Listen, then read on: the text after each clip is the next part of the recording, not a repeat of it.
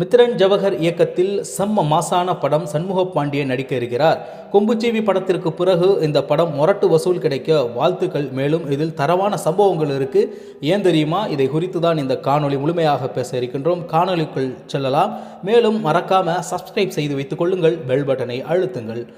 சண்முக பாண்டியன் நடித்த கொம்புச்சீவி திரைப்படம் மிகப்பெரிய அளவிற்கு வெற்றி பெற்றதை தொடர்ந்து அடுத்த திரைப்படமும் நல்ல திரைப்படமாக கொடுக்க தேடி தேடி கதைகளை நம்ம கேப்டனின் மகன் சண்முக பாண்டியன் அவர்கள் கேட்டுக்கொண்டிருக்கின்றார் என்பதுதான் நிதர்சனமான உண்மையாக இருக்கின்றது. மேலும் கேப்டனின் மகன் சண்முக பாண்டியன் நடித்த கொம்புச்சீவி என்பது அவர் கேரியரில் மிக முக்கியமான ஒரு திரைப்படமாக உருவெடுத்து இருக்கிறது. இதே நிலையில் இந்த மார்க்கெட்டை அப்படியே கடைபிடிக்க அல்லது அதே அளவிற்கு மேல் தன்னை நிலைநிறுத்தி அடுத்த படத்தில் யாரும் எதிர்பார்த்திடாத காம்போ ஒன்றை உருவாக்கி இருக்கின்றார் நம்ம கேப்டனின் மகன் சண்முக பாண்டியன் அவர்கள். யாரும் எதிர்பார்த்திடாத காம்போ என்றால் என்ன? ஆம், யாரும் எதிர்பார்த்திடாத காம்போ தான். மித்ரன் ஜவஹர் இவர் தனுஷ் நடிப்பில் திருச்சிற்றம்பலம், உத்தமபுத்திரன், யாரடி மோகினி, குட்டி உள்ளிட்ட பல படங்களை இயக்கியிருக்கின்றார். கடைசியாக தனுஷை வைத்து இவர் இயக்கிய திருச்சிற்றம்பலம் படத்தில் நித்யா மேனன் ஹீரோயினாக நடித்திருந்தார் என்பது குறிப்பிடத்தக்கது. சிம்பிளான காதல் ஸ்டோரி வெளியான இப்படம் ரசிகர்களிடையில் அமோகமாக வரவேற்பினை பெற்றது. இதன் அடிப்படையில் மிகப்பெரிய இயக்குநராக உருவெடுத்த இருக்க நம்ம மித்ரன் ஜவஹர் இயக்கத்தில் அவரின் அடுத்த படம் துவங்கப்பட உள்ளதாக தகவல்கள் வெளியாகி உள்ளன. இந்த படத்துக்கான முதல் கட்ட பணிகள் ஆரம்பிக்கப்பட்டு விட்டதாக சினிமா வட்டாரங்கள் தெரிவிக்கின்றன. மேலும் இவர் எடுத்த திருச்சிற்றம்பலம் திரைப்படம் பாக்ஸ் ஆபீஸில் 100 கோடி வசூல் சாதனை படைத்தது. மேலும் இந்த படத்தில் நித்யா மேனன் நடித்துள்ளார் என்பது குறிப்பிடத்தக்கது. இவர்தான் நம்ம கேப்டன் மகன் சண்முக பாண்டியனை அடுத்ததாக இயக்க இருக்கக்கூடிய ஒரு திரைப்பட இயக்குநராக இருக்கின்றார்.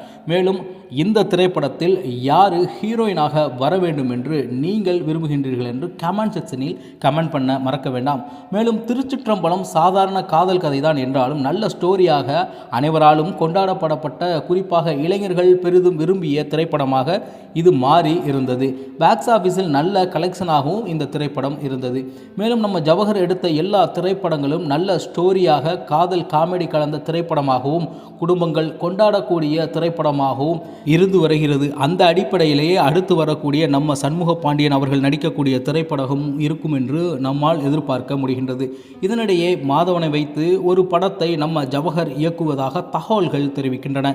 எது எப்படி இருந்தாலும் நம்ம சண்முக பாண்டியன் நடிக்கும் திரைப்படம் விரைவில் தமிழ் சினிமாவில் உச்சத்தை பெறும் என்பதில் மாற்று கருத்தே இருக்க முடியாது. படைத்தலைவன், கொம்புச்சீவி என்று தொடர்ச்சியாக பல திரைப்படங்களில் நடித்து தன்னை கேப்டன் மகனாக நிலைநிறுத்தியுள்ளார் நம்ம சண்முக பாண்டியன். மேலும் எல்லா இடர்பாடுகளையும் களைந்து இந்த திரைப்படங்கள் வெற்றிகரமாக ஓடியது என்பதுதான் குறிப்பிடத்தகுந்த ஒரு செய்தியாக இருக்கின்றது.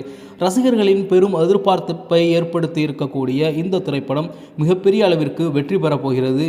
எந்த ஹீரோவின் திரைப்படமும் கமிட் ஆகும் போதே பேசப்படுவதில்லை. அந்த வகையில் நம்ம சண்முக பாண்டியன் அவர்கள் நடிக்க உள்ள அடுத்த திரைப்படம் மிகப்பெரிய வெற்றியை பெற ரசிகர்கள் இப்போதே இதை பற்றி பேச ஆரம்பித்து விட்டார்கள் என்றுதான் கூற வேண்டும்.